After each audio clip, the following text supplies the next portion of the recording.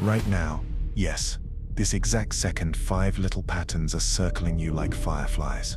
You've already noticed them, then shrugged and called them coincidence. What if brushing them off is why the stuck feeling won't budge? I stumbled on a stat last week that made me blink twice. 91% of us admit we spot repeating numbers or symbols when we set making a big life call, yet only 4% ever do anything with them. We set all getting the same cosmic text and then hitting ignore. Let's start with the easiest one to miss, the rule of 3. If a theme pops up 3 times in a short stretch, 3 ravens overhead, 3 pals raving about the same book, 3 dreams where your kitchen floods, it's not random, it's the universe turning the volume up to 11. Carl Jung called this layering synchronicity.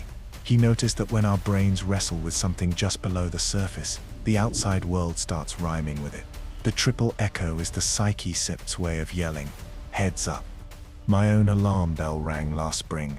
I was mulling whether to quit my comfy corporate gig. On a Tuesday morning, the barista doodled a perfect wave in my latte foam. At lunch, a random dog dropped a driftwood wave at my feet. By nightfall, Spotify spun Patti Smith's wave 3 times in a row. 3 waves. One day, I handed in my notice before sunrise.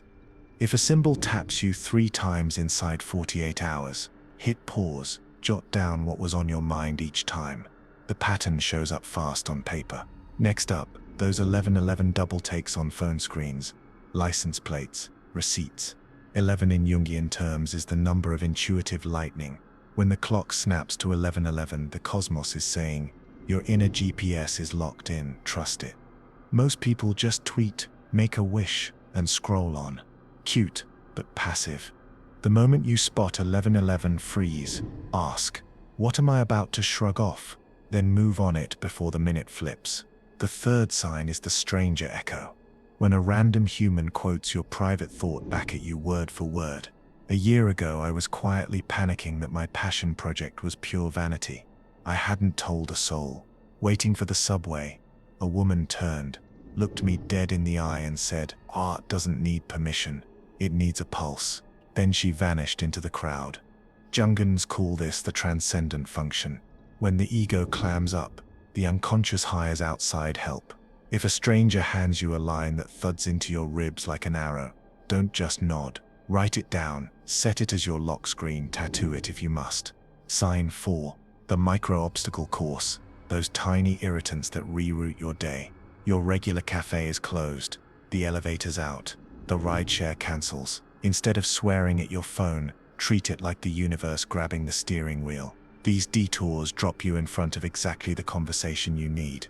Jung noticed synchronicity's love threshold moments, places where our tidy plan meets the unknown. Micro-obstacles are those thresholds. Ask, what's the sidetrack trying to show me?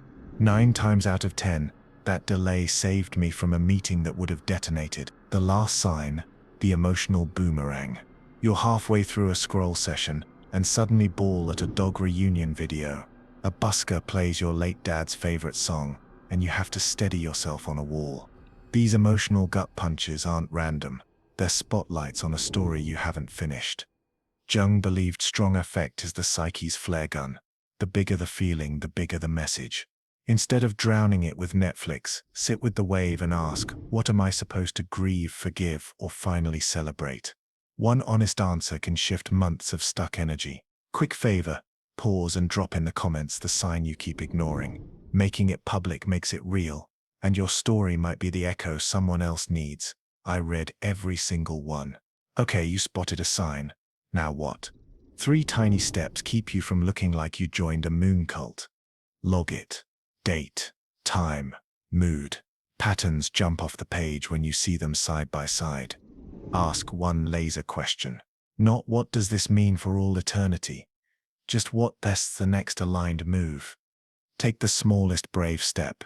Email the mentor. Apply for the grant. Call the sister. The universe loves micro movements more than TED Talk-sized gestures. So there you have it. The rule of 3. The 1111 mirror. The stranger echo. The micro-obstacle course. And the emotional boomerang.